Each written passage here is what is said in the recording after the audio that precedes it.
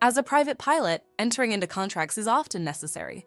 Whether you're engaging with a flight school, a hangar owner, or an aircraft rental service, understanding the complexities of aviation contracts is critical. These contracts contain critical provisions that can significantly impact your insurance coverage. Let's explore 7 key provisions you should be familiar with to protect your interests. First, the additional insured provision. This provision allows one party to extend their insurance coverage to another party, providing both coverage and defense. For example, a hangar owner may require to be added as an additional insured in your rental agreement, or a flight school may require it prior to providing flight lessons. Second, primary/non-contributory.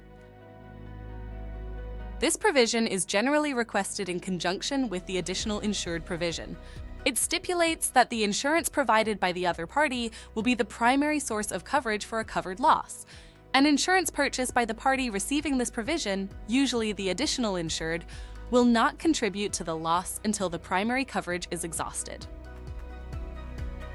Third, waiver of subrogation.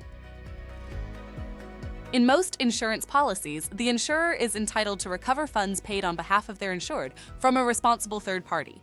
But if an entity is granted a waiver of subrogation, the insured and their insurer waive this right.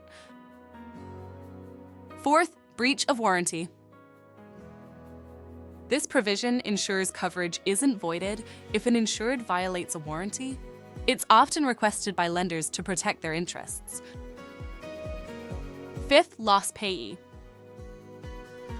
This provision specifies who receives insurance proceeds when property is lost, stolen, or damaged, typically based on ownership interest. Sixth, severability of interests and cross-liability. A severability of interest clause states that the insurance policy applies separately to each insured party as if separate policies were issued, while the overall liability limit remains unchanged. Conversely, a cross-liability clause permits one insured to sue another under the same policy. This clause is typically included in aviation insurance policies unless specifically excluded. Seventh, and last but not least, notice of cancellation or adverse material change in policy terms.